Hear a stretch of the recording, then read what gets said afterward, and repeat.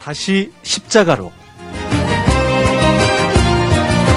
매주 수요일마다 우리의 신앙을 일상생활에서 적용해보는 다시 십자가로 캠페인을 벌이고 있습니다. 오늘도 눈먼 기독교의 저자 광명 계명교회 박태양 목사님 자리해 주셨습니다. 할렐루야 목사님 안녕하세요. 네, 반갑습니다. 오늘도 역시 얼굴이 활짝 피셨군요. 네.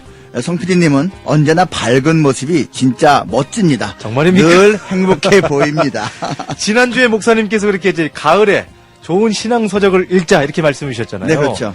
그 신앙 서적을 좀 읽어서 그런 것 같아요. 네, 감사하네요. 살이 쪘습니까? 하여튼 오늘 이 많은 극동방송 가족들이 방송을 듣고 있고요. 목사님 방송사 오시면 알겠지만 우리 극동방송 직원들 얼굴이 좀 밝죠? 네, 한결같이 친절하고요. 웃음 짓는 모습입니다. 모두 잘생겨 보이고 또 예쁩니다. 네. 아마 여기서 직원을 뽑을 때 외모를 많이 보는 것 같습니다. 저희가 이렇게 또 얘기를 하면 짜고 얘기하는 것 같다 이렇게 생각하시는 분이 계실 것 같습니다. 하여튼 우리 극동방송은 어떻게 하면 우리 하나님이 기뻐하는 방송을 할 수 있을까 이렇게 기도하고 고민하고 오늘도 나아가고 있습니다. 네, 맞습니다. 겉모습만 보고 판단하고 그것을 중요한 가치로 삼는 것은 어리석음이겠죠. 예. 그래서 오늘은요. 성경의 본질에서 멀어진 기독교 이단 구별법에 대해서 나눌까 합니다. 네, 짧은 시간입니다, 여러분. 오늘 짧은 시간답게 이단 구별법 아주 짧고 명료하게 말씀해 주실 건데 목사님, 이단은 겉으론 그럴듯한데 그 중심이 온전하지 않은 신앙이잖아요. 그렇죠. 어떤 것을 기독교 이단이라고 말할 수 있을까요? 가장 기본적인 판별 기준은 당연히 성경입니다. 네. 성경 신구약 66권을 가감하는 기독교 종파는 이단인 거죠. 네. 더하거나 빼면 안 되는 거예요. 예를 들면 몰몬교회는 몰몬경이라는 자체 경전이 있죠. 네. 신천지에는 신탄, 신천지의 탄생이라는 경전이 있고요. 통일교회는 원리강론이라는 경전이 있습니다. 이단은 교주가 만든 경전을 성경과 동일시하거나 그 위에 두고 있죠. 그래서 이단인 겁니다. 목사님, 그러면 이 외경이라는 게 또 있잖아요. 이건 어떻게 봐야 될까요? 외경은 문자 그대로 성경 바깥에 있는 책입니다. 비성경적인 내용이라서 외경이라고 하는 거죠. 네. 그런데 이 천주교에서는 외경을 제2정경이라 부르면서 성경으로 인정하고 있죠.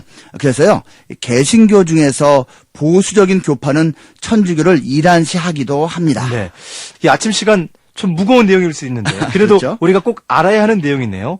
기독교 이단 또 어떻게 하면 알 수 있을까요? 삼위일체 하나님을 부인하면 틀림없이 이단입니다. 네. 예를 들면 이렇게 말하는 이단이 있어요. 성자 예수 그리스도는 하나님이 아니라 그냥 사람이다. 또는 성자는 원래 사람이었는데 하나님이 된 거다. 이렇게 말하면 이단인 겁니다. 네. 또 이런 것도 있어요. 성령은 인격적인 하나님이 아니라 하나님을 믿을 때 생기는 힘이나 능력이나 영향력 같은 것이다. 이런 가르침도 이단입니다. 여호와의 증인, 몰몬교, 다른 말로 하면 마릴 성도 예수 그리스도라고 하는데요. 예. 이런 식이죠. 이렇게 말하는 거예요. 목사님, 그러면요, 이단 교회에서는 사도신경을 고백하지 않겠네요. 그게 삼위일체 하나님 신앙 고백이잖아요. 네, 피디님 똑똑하십니다. 맞습니다. 이단은요, 사도신경을 고백하지 않습니다. 네. 그런데 여기서 조심할 게 있어요. 예배 중에 사도신경을 고백하지 않는다고 해서 다 이단은 아닙니다. 예배 시간을 줄이려고 생략하는 교회들도 그렇죠. 사실 있거든요. 네. 그런 것은 부인하는 게 아니고 생략하는 것입니다. 또 중요한 게 사도신경을 다 고백한다고 그것도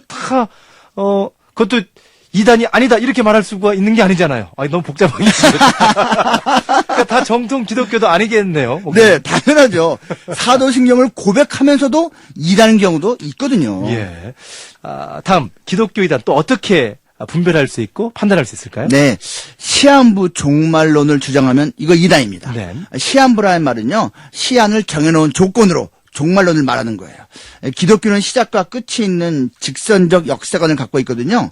그런데 그 끝이 언제인지는 아무도 알 수 없습니다. 그것은 아버지 하나님에게만 속한 일이잖아요. 그런데 어떤 이단들은 자기들이 그 마지막 때를 알고 있다고 주장하지요. 이게 다 이단입니다. 예전에 다미선교회 그런 이단이 사회적 물의를 일으켰죠. 예, 그런 이단이 있었죠. 1992년 10월 28일 종말이 온다고 난리를 쳤었죠. 그 사건 아주 유명했지요.